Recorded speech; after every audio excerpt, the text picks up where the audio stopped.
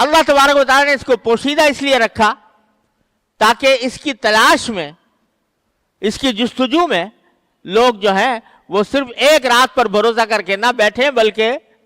ان مختلف 5 راتوں کے اندر اللہ تعالیٰ کی طرف رجوع کریں۔ اس واسطے اللہ تبارک و تعالیٰ نے اس کو پوشیدہ رکھا ہے، اور حقیقت حال اللہ تبارک و تعالیٰ ہی بہتر جانتے ہیں کہ کس رات میں ہوتی ہے۔ تو اللہ تبارک و تعالیٰ نے یہ ایک راز رکھا ہے، اور اس میں بھی ایک ہم لوگوں کو سبق دینے کے لیے یہ طریقہ اختیار فرمایا۔ راز تو رکھنا تھا اللہ تبارک و تعالیٰ کو، راز تو رکھنا تھا، اور اس حکمت کے ساتھ رکھنا تھا تاکہ لوگ ایک رات کے اوپر بھروسہ کر کے نہ بیٹھیں، بلکہ 5 راتوں میں اللہ تبارک و تعالیٰ کی طرف رجوع کریں۔ لیکن اس راز رکھنے کا طریقہ بھی اللہ تعالیٰ نے عجیب اختیار فرمایا کہ پہلے نبی کریم سرور دو عالم صلی اللہ علیہ وسلم کو متعین طور سے بتا دیا فلاں رات لیلۃ القدر ہے، لیکن نبی کریم سرور دو عالم صلی اللہ علیہ وسلم فرماتے ہیں کہ مجھے وحی کے ذریعے یہ بات بتائی گئی تھی، میں باہر نکلا تاکہ لوگوں کو اس رات کے بارے میں بتاؤں، تو دیکھا 2 آدمی جھگڑ رہے تھے، ان میں جھگڑا ہو رہا تھا، اس جھگڑے کی طرف میرا ذہن منتقل ہوا تو وہ میرے ذہن سے نکل گئی وہ رات۔ تو وہ تعین کہ کون سی رات تھی جس کو آپ نے لیلۃ القدر قرار دیا تھا، تو اس کی وجہ سے میرے ذہن سے وہ نکل گئی اور میں بھول گیا۔ اب ظاہر ہے کہ یہ بھولنا اللہ تعالیٰ ہی کی طرف سے تھا، سبق اس میں دینا یہ منظور تھا کہ مسلمانوں کا باہمی لڑائی جھگڑا اور مسلمانوں کا آپ ایک دوسرے سے برسر پیکار ہونا یا ان کے تنازعات، یہ اللہ تعالیٰ کو اتنے ناگوار ہیں، اتنے ناپسند ہیں کہ اس کی نحوست سے لیلۃ القدر کی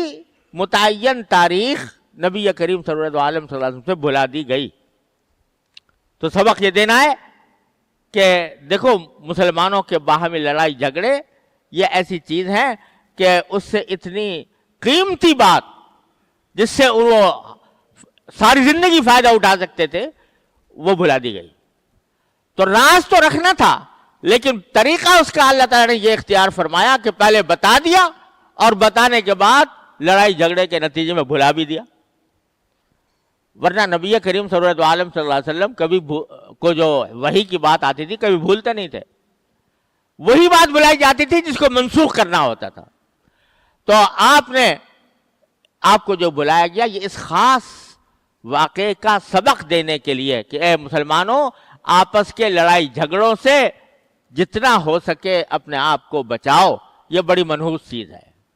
اس کی وجہ سے لیلۃ القدر بھی ضائع ہو گئی۔ تو اس واسطے یہ سبق بھی دے دیا گیا۔ پھر قرآن کریم نے تو لیلۃ القدر ایک ہی قرار دیا ہے کہ ساری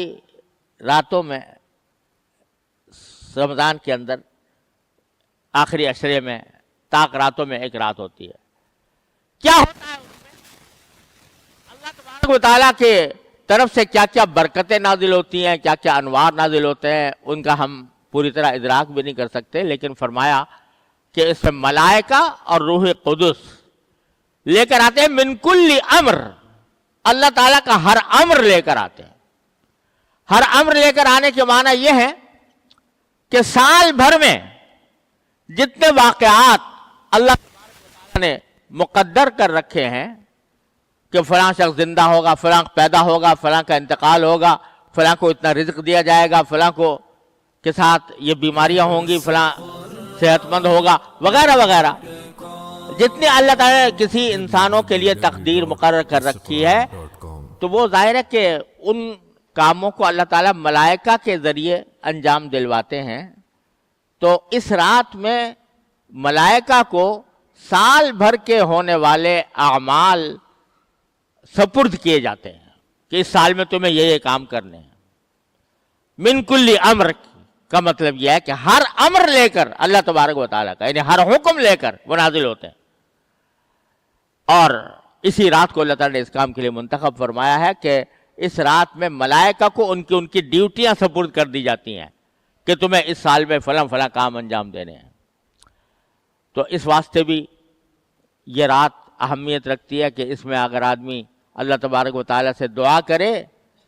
اور دعا کے نتیجے میں اللہ تبارک و تعالیٰ اس کے لیے خیرات اور بھلائیوں کا کام ان کے فرشتوں کے متعلقہ فرشتوں کے حوالے کرے تو یہ بھی ایک بڑی عظیم بات ہے۔